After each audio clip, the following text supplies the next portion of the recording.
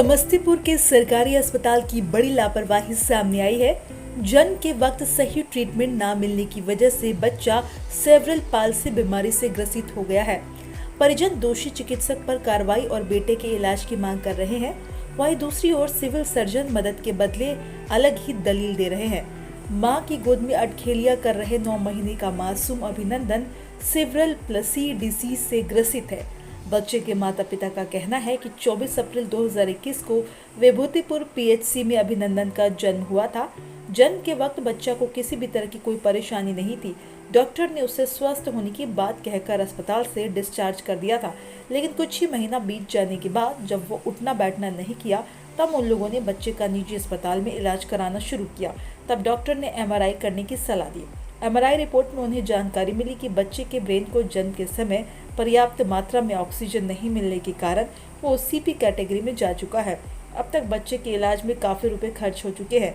परिजन की आर्थिक स्थिति भी अच्छी नहीं है कि वो बच्चे को बेहतर इलाज देने के लिए सक्षम हो। परिजन इस लापरवाही को लेकर डीएम से लेकर सीएस तक न्याय की गुहार लगा चुके हैं। परिजन का बताना है कि सिविल सर्जन इसे लापरवाही नहीं मान रहे हैं, बल्कि वो इसे वंशानुगत बीमारी बता रहे हैं। वो एमआरआई रिपोर्ट को आधार नहीं मान रहे हैं।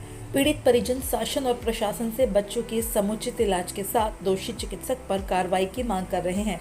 वहीं इस मामले पर civil surgeon doctor S K. Chaudhary का बताना है कि वो सिविल सर्जन के साथ एक शिशु रोग विशेषज्ञ भी है।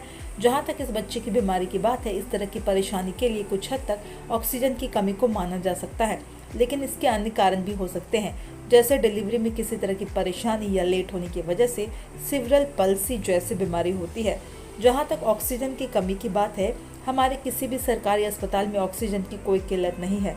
हालांकि सीएस ने बच्चे के इलाज के लिए हर संभव मदद का भरोसा जरूर दिया है। बहरहाल सरकारी अस्पताल में बच्चे के जन्म के बाद इस तरह की गंभीर बीमारी से ग्रसित होने के आरोप को लेकर चाहे चिकित्सक जिम्मेदार हो या कोई अन्य कारण हो, लेकिन बड़ा सवाल ये है कि इस मासूम बच्चे के इलाज के लिए स्वास्थ्य विभाग अब कितना संवेदनशील होता है।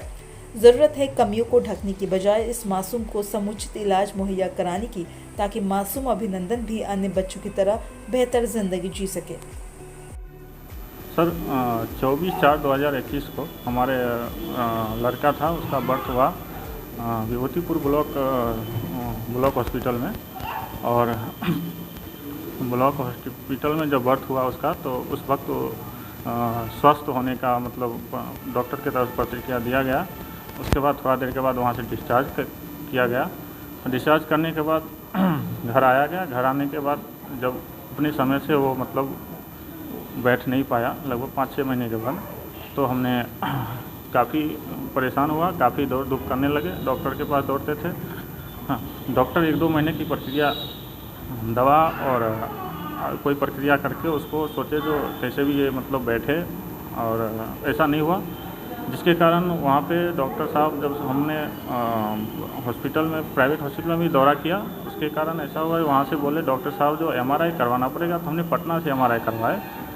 एमआरआई में रिपोर्ट में खुलासा हुआ कि सर उसका ब्रेन में ऑक्सीजन पर्याप्त मात्रा में नहीं जाने के कारण ये बच्चा मतलब सीपी कैटेगरी में जा चुका था।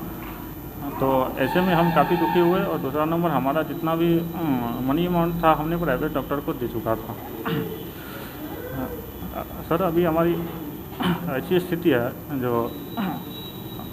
ये करते हुए भी हमने डीएम सर से मिले।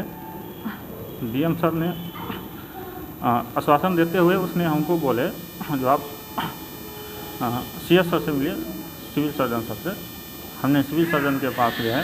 सिविल सर्जन सर जी ने हमको वंशवाद की बात बताई और एमआरआई रिपोर्ट मानने के लिए मतलब तैयार नहीं हुए।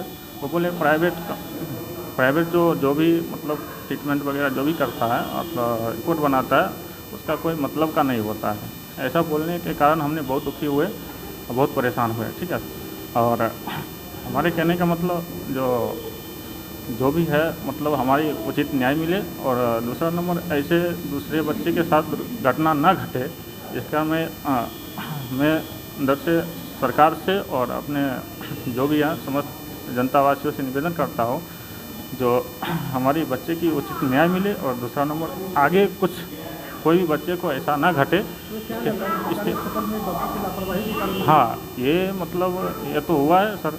उस वक्त उसको अगर बेहतर ट्रीटमेंट के लिए अगर प्रोत्साहित किया जाता और ट्रीटमेंट अगर होता तो हमारे बच्चे की ऐसी हालत नहीं होती। जो पीएससी में एक बच्चे का जन्म हुआ था 9 महीने पहले, परिजन का आरोप है कि वहाँ डॉक्टर की लापरवाही से बच्चे का जो है वो ऑक्सीजन पर्याप्त मात्रा में नहीं मिला, जिसके कारण उसका जो डेवलपमेंट नहीं हो पा रहा है, वो बीमारी से ग्रसित है। उसको लेकर क्या कुछ कार्रवाई की जा रही है? ऐसा है कि उन लोगों से हमारी मुलाकात हुई थी, बच्चे को लेकर के आए थे। बच्चे को हमने एग्जाम में दिया और मैं अभी यहाँ पर सीएस जरूर हूँ, लेकिन साथ साथ मैं एक शिशु रोग विशेषज्ञ हूँ।